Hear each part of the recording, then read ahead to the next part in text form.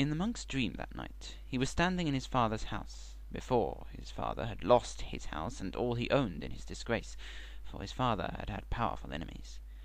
His father bowed to him, and the monk remembered in his dream that his father had died by his own hand, and he also remembered that he, the monk, was still alive. He tried to tell his father this, but his father indicated, without words, that he could not listen to anything his son could tell him. Then he produced from inside his robe a small lacquer box. Then he held it out for his son to take. The monk took the enamel box, and his father was no longer there, but he gave no thought to this, for the enamel box took all his thoughts, although in his dream he thought he saw the flick of a fox's tail through an open door. He knew there was something inside the box. There was something he needed to see. But the box resisted all his efforts to open it, and the more he tugged and pried, the more frustrated he was. When he woke, he felt troubled and discomforted, wondering if the dream was an omen or a warning. "If it was an evil dream," said the monk, "then may a Baku take it." Then he rose and went out to bring in water and began his day. On the second night the monk dreamed that his grandfather had come to him, although his grandfather had died choking on a moshi, a small rice cake, when the monk was little more than a baby. They were standing on a tiny island that was little more than a black rock in the sea. His grandfather stared out to sea with blind eyes. The sea-birds wailed and cawed over the howl of the sea wind and the splash of the spray. His grandfather opened one hand to reveal a small black key. Slow as a mechanical toy, he put his hand forward. The monk took the key from his grandfather. A seagull screeched 3 sad descending notes, and the monk would have asked his grandfather what they signified, but the old man had gone. The monk held the key tightly. He looked about for something that the key would fit, but the island was barren and empty. The monk walked about the island slowly, seeing nothing. And then it came to the monk that he was being watched in his dream, and he looked around him, but there was nothing in his dream, save for the distant seagulls, and a tiny figure on a distant cliff, which might, the monk thought, have been a fox. He woke with his hand closed about a non-existent key, still feeling that the eyes of a fox were upon him.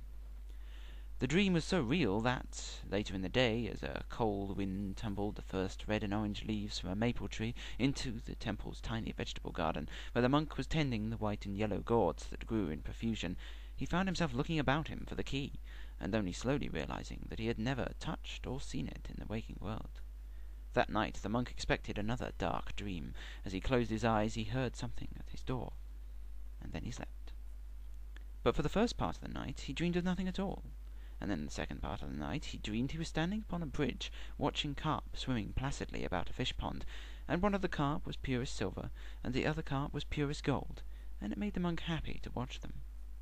He woke, certain that the dream was a good omen, and relieved that the days of dark dreams were done with, and he smiled and was happy as he climbed from his sleeping mat. The monk's good mood remained until he stumbled over the body of the fox, her eyes closed, stretched out across the threshold of the temple. Chapter 4. At first the monk believed the fox was dead. Then, as he squatted beside her, he perceived that she was breathing, so shallowly and slowly that one could scarcely tell she was breathing at all, but still she was alive. The monk took the fox into the little temple, and set her down beside the brazier to warm herself. Then the monk said a silent prayer to the Buddha for the life of the fox, for she was a wild thing, thought the monk, but she had a good heart, and I would not see her die. He stroked her fur, as soft as thistledown, and felt the weak beat of her heart. "When I was a boy," said the monk to the unconscious fox, "before my father's disgrace, I would, from time to time, run away from my nurse and from my teachers, and I would go to the market, where they sold live animals. In bamboo cages I saw all manner of beasts, foxes and dogs and bears, small monkeys and pink-faced monkeys, hares and crocodiles, snakes and pigs and deer, herons and cranes and bear cubs. When I saw them, it made me happy, for I loved the animals, but it also made me sad, for it hurt me to see them in prison like that. One day, after the merchants had packed their wares and gone for the day, I found a broken cage, and in it a baby monkey, too scrawny even to have been sold for the pot, for it was dead, or so someone must have thought, for I perceived that it lived, and so I concealed it in my breast, and made my way to my father's house. I kept the monkey in my room, and I fed it scraps I saved for my own meals. He grew, my little monkey, until he seemed almost as big as I was. He was my friend.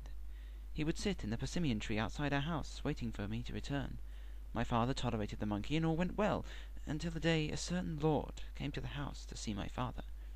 The monkey seemed to go mad. He refused to let the lord approach my father. Instead, he swung down and bared his way, baring his teeth and showing his chest, acting as if the lord were a rival from another tribe of monkeys.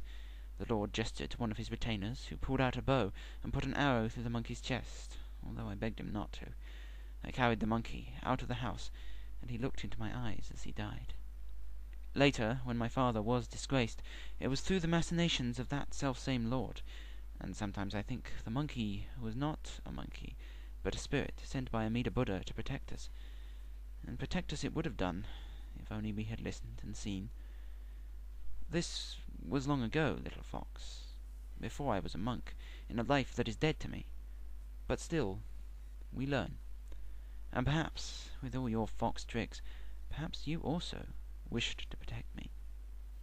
And then the monk said a prayer to Amida Buddha, and another prayer to Kishi Bojin, who was a demon before she encountered the Buddha, and who guards children and women, and to Daninchi Nayora, and lastly he said a brief prayer to Binzuru Harada, who was the first of the Buddha's disciples, whom the Buddha had forbidden to enter Nirvana. He said his prayers to all these entities, imploring their aid and their intercession for the little fox.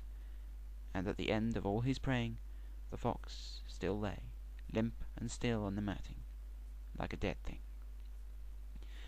There was a village at the foot of the mountain, almost half a day's travel away. Perhaps, thought the monk, there will be a doctor or a wise woman in the village who can help the fox. And, without a second thought, he picked up the limp fox and began to carry her down the mountain track that would eventually take him to the village. It was chilly, and the monk shivered in his thin robes. Large flies, the last and oldest and most unpleasant flies of the year, buzzed around him, following him down the track, doing their best to annoy him. Half the way down the mountain stream became a small river, and there was a bridge over this river. As the monk approached the bridge, he saw an old man coming up the track toward him. The old man had a long white beard and long, long eyebrows, and he leaned on a tall carved stick as he walked. There was an air about him of wisdom and of serenity, but there was also an air of mischief, or so it seemed to the monk. The old man waited on the bridge for the monk to reach him. "The maple trees are very beautiful," said the old man. "So many colours, and so soon they will be gone. Sometimes I think that the autumn can be equally as beautiful as the spring." The monk agreed that this might be so. "Now, what is that you are carrying?" asked the old man. "It looks like a dead dog. Is that not an unclean thing for a monk to be carrying?" "It is a fox," said the monk, "and she is not dead." "And do you go to kill her?" asked the old man, gruffly. "I go to seek a cure for her," said the monk. The old man looked very stern, then he raised the stick he carried, and with it he hit the monk, once across the side of the head and once across the shoulders. "That is for deserting your temple," said the old man with the first blow of the stick, "and that is for meddling in the affairs of fox spirits." The monk bowed his head. "You may be right to hit me," he said, "for it is as you say. I am not in my temple, and I am carrying a fox, but still I believe I am doing the right thing in trying to seek a cure for her." "The right thing? The right thing?" And once again the old man hit the monk with a stick, this time prodding him in the chest with it. "Why, you ninny, you thoughtless creature! The right thing would be to return to your temple with the fox, and to sleep with a token of the king of all nights dreaming beneath your head, for it is in dreams that your little fox girl is trapped." "If I can ask this without receiving a consummate blow to my person," said the monk, hesitancy, "where would I find a token of the king of all nights dreaming?" The old man stared at the young monk, and then he looked at his carved stick, and then he sighed, long and loudly, like a very old man trying to cool hot soup. He reached into his sleeve and pulled out a strip of paper with something written upon it, and this paper he pressed into the monk's hand. "There," grumbled the old man, "but you are still a fool, for the fox will die, or you will, and there is not a thing you can do on this earth or off of it that will change this, whether or not your motives are pure." The monk was going to protest, to ask why the old man had given him the token if it could do no good, when he realized that he was alone on the bridge, and indeed alone upon the mountainside. Then that old man must have been Binzuru Harada, thought the old monk, for Binzuru Harada is often depicted as an old man with a white beard and long eyebrows, and he will do good on this earth until one day the Buddha permits him to move on.